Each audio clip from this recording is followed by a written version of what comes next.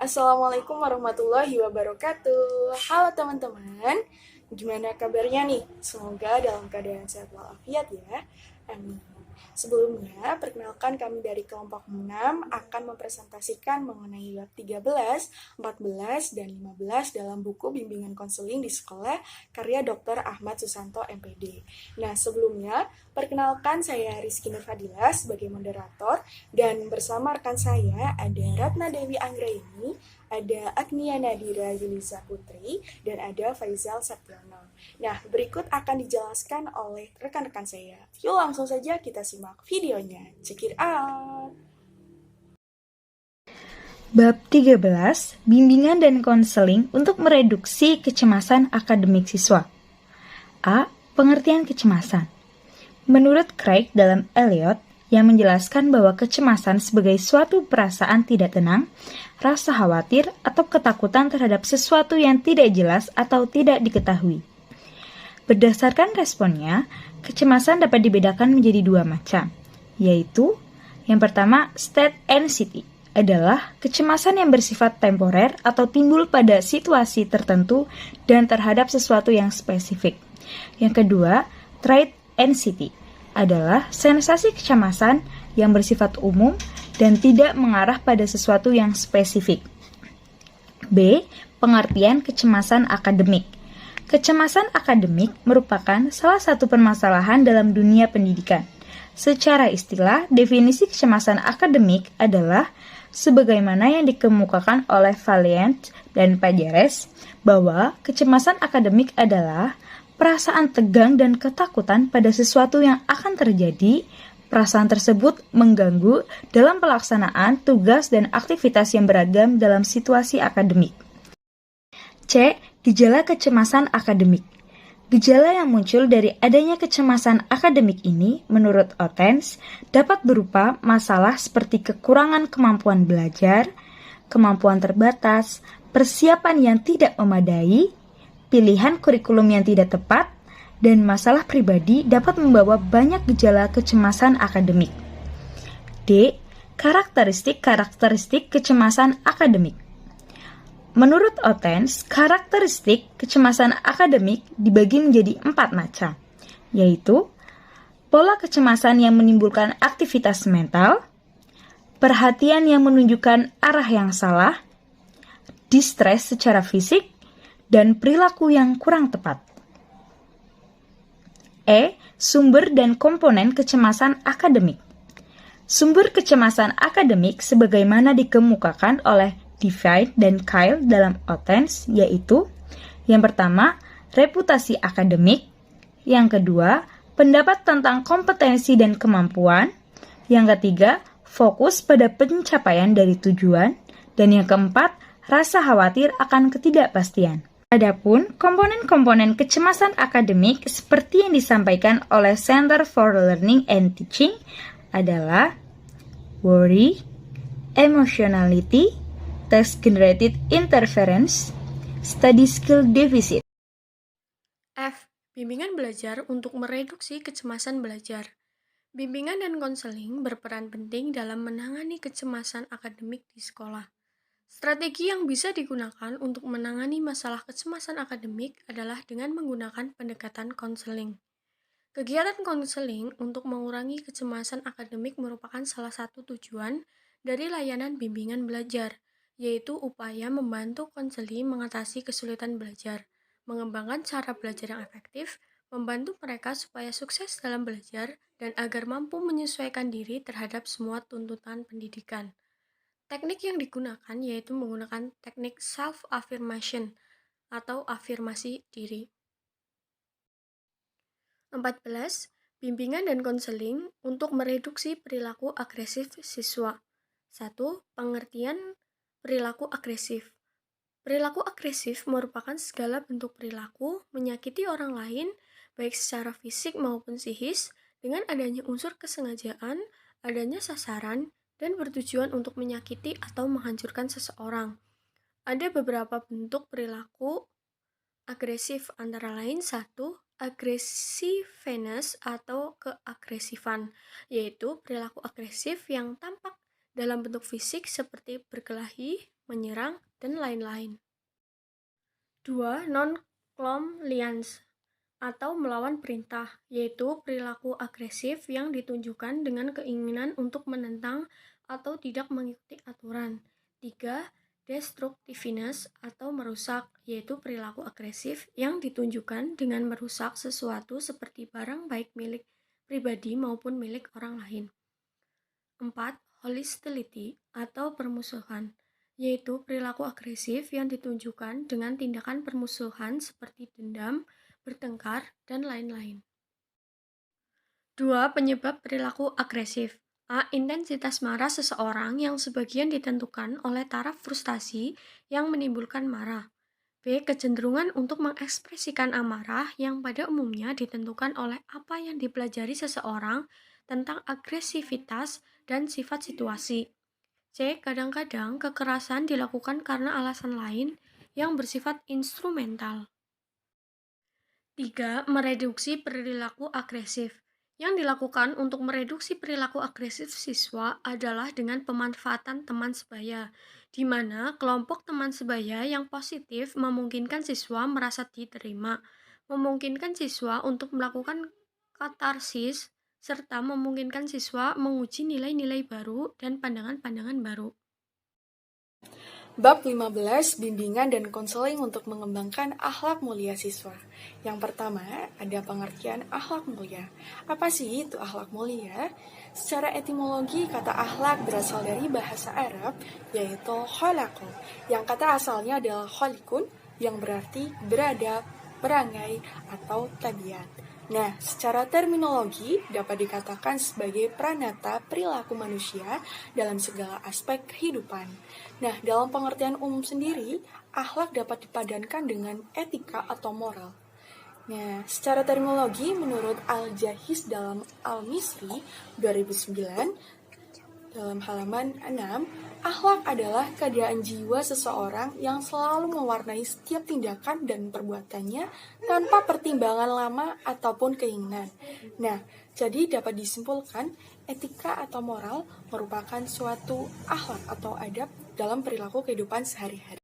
Yang kedua, kedudukan dan keistimewaan akhlak dalam Islam. Adapun berkenaan dengan kedudukan akhlak, menurut Yunahar Ilyas 1999, halaman 12 menjelaskan kedudukan dan keistimewaan akhlak dalam Islam sebagai berikut. Yang mana? Yang pertama, Rasulullah Shallallahu Alaihi Wasallam menempatkan penyempurnaan akhlak yang mulia sebagai misi pokok risalah Islam. Nah, akhlak sendiri menjadi misi pokok dalam menyempurnakan risalah Islam itu sendiri. Dan yang kedua, akhlak merupakan salah satu ajaran pokok agama Islam.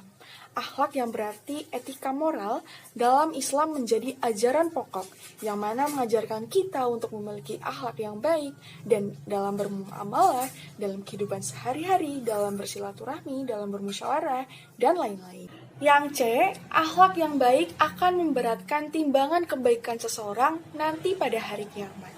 Nah, balasannya, apabila kita memiliki akhlak yang baik, maka akan mendapatkan balasan yang baik pula. Dan sebaliknya, apabila kita memiliki akhlak yang buruk, maka kita akan mendapatkan balasan juga di akhirat kelak nanti. Dan yang gede, Rasulullah SAW menjadikan baik buruknya akhlak seseorang sebagai ukuran kualitas imannya. Nah, jadi apabila kita memiliki akhlak yang baik, maka dapat dijadikan barometer kualitas kita baik pula. Dan sebaliknya, apabila kita memiliki iman yang buruk, maka akhlak kita pun akan mengikutinya. Yang E, Islam menjadikan akhlak yang baik sebagai bukti dan buah dari ibadah kepada Allah SWT. Dan F, Rasulullah SAW selalu berdoa agar Allah SWT senantiasa menjadikan akhlaknya dalam keadaan baik. Dan G, di dalam Al-Quran banyak terdapat ayat yang berhubungan dengan akhlak, baik berupa perintah untuk berakhlak yang baik, dan serta pujian dan pahala yang diberikan kepada orang-orang yang mematuhi perintah itu, maupun larangan berakhlak yang buruk serta celaan yang dosa bagi orang-orang yang melanggarnya. Yang ketiga, faktor-faktor yang mempengaruhi perkembangan akhlak mulia. Setiap manusia dimanapun ia berada pasti menginginkan agar dirinya termasuk kategori orang yang berakhlak mulia. Nah, untuk mencapai hal tersebut, perlu adanya media-media yang dapat memfasilitasi atau mendukung agar tujuan tersebut tercapai. Nah, di antaranya media atau faktor yang dapat mendukung tercapainya akhlak mulia menurut Al-Misri tahun 2009 pada halaman 925 adalah yang pertama, keluarga. Keluarga merupakan lembaga pertama dan utama anak memperoleh pendidikan, bimbingan akhlak, ilmu pengetahuan, serta belajar berinteraksi dan menjadi anggota dalam suatu kelompok. Selanjutnya, membantu memperkuat keimanan anak kepada Allah Subhanahu wa taala. B. Teman sepermainan. Teman memiliki pengaruh besar terhadap perilaku dan arah pikiran anak, demikian juga dengan semangat belajarnya. Nah, dapat diibaratkan apabila kita memiliki teman penjual minyak wangi, maka kita pun akan terciprati bau wangi juga. Dan apabila kita mempunyai teman penjual minyak tanah, maka kita pun akan terkena bau minyak tanah juga. Dan yang ke-C, masjid. Masjid dapat berperan sebagai media yang menumbuh kembangkan nilai-nilai akhlak Islam. Nah, yang keempat ada madrasah. Madrasah merupakan tempat untuk mencari ilmu, yang mana sebagai lembaga dalam menanamkan dan membentuk karakter atau moral akhlak pada anak. Dan yang ke-E, media informasi. Dalam hal ini, orang tua harus selektif terhadap tayangan yang ditonton oleh anaknya. Orang tua hendaknya mendampingi dan memberikan arahan atau penjelasan terhadap tayangan yang sedang ditonton oleh anaknya sendiri. Yang keempat yaitu cara mengembangkan akhlak mulia. Menurut Al-Misri tahun 2009, yaitu pada halaman 930, menjelaskan bagaimana cara-cara mengembangkan akhlak mulia, yaitu yang pertama selalu memohon pertolongan kepada Allah SWT. Nah, yang kedua, ikhlas. Yang ketiga, mempelajari akidah yang benar. Yang keempat, menuntut ilmu, mempelajari Al-Quran, memperbanyak amal soleh, dan bercita-cita tinggi, mengikuti ajaran Nabi SAW, dan berdoa pertama, dan orang-orang soleh mengambil pelajaran dan pengalaman dari orang lain, serta introspeksi diri dan bersungguh-sungguh dalam melaksanakan agama Islam. Hakikat manusia menurut Al-Quran. Menurut Ainur Rahim Rofaki tahun 2001 pada halaman 12 menjelaskan bahwa manusia memiliki sifat-sifat atau keadaan sebagai berikut.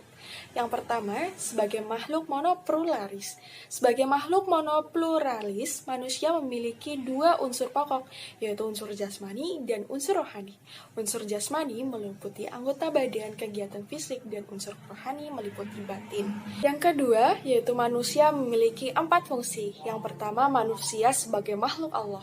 Maksudnya yaitu kita sebagai makhluk Allah, maka kita harus beriman dan bertakwa kepada Allah Subhanahu wa taala serta mematuhi segala perintahnya dan menjauhi segala larangannya.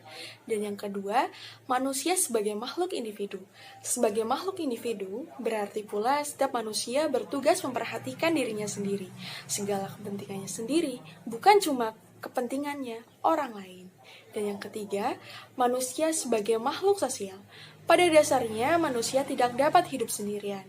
Nah, manusia dalam kehidupan sehari-hari pasti akan membutuhkan bantuan orang lain. Yang keempat, manusia sebagai makhluk yang berbudaya. Maksudnya, makhluk yang berbudaya itu, manusia menciptakan kebudayaan dengan segala unsur-unsurnya, seperti ilmu, teknologi, seni, dan sebagainya, untuk mengelola alam itu dengan baik. Yang kelima, manusia memiliki sifat utama dan hawa nafsu. Sebagai manusia, kita harusnya bisa menahan hawa nafsu yang mana itu merupakan godaan-godaan dari syaitan. Untuk itu, kita harus bentengi diri kita dengan keimanan. Fungsi agama dalam pembinaan akhlak. Pada hakikatnya manusia adalah makhluk beragama atau homo religius, artinya dia mempercayai pencipta alam semesta ini. Segala sesuatu yang ada di dunia ini beserta seluruhnya isinya pasti ada yang menciptakannya. Sebagai petunjuk hidup bagi manusia dalam mencapai mentalnya yang sehat, agama berfungsi sebagai satu, memelihara fitrah, memelihara jiwa, memelihara akal, memelihara keturunan. Pembinaan akhlak dalam Islam. Tazkiyatul nafsi adalah konsep pembinaan akhlak yang dikemukakan oleh Al-Ghazali Tazkiyatun nafsi merupakan upaya manusia dalam mencapai kebahagiaan yang menekankan pada upaya pembinaan jiwa agar jiwa manusia mencapai kebahagiaan. Tazkiyatun nafsi mempunyai satu tujuan, yakni bagaimana membina manusia agar terhindar dari konflik batin dan dapat menyesuaikan diri dengan dirinya sendiri, dan orang lain, dan dengan Tuhannya.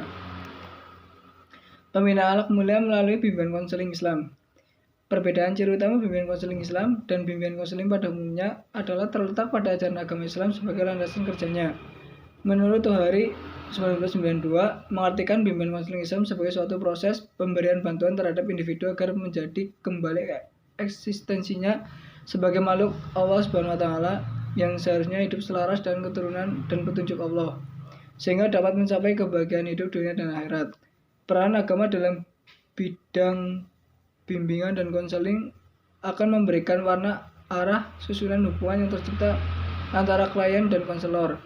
Unsur-unsur agama tidak boleh diabaikan dalam konseling dan justru harus dimanfaatkan sebesarnya untuk mencapai kesuksesan upaya bimbingan dan konseling, yaitu kebahagiaan dan klien.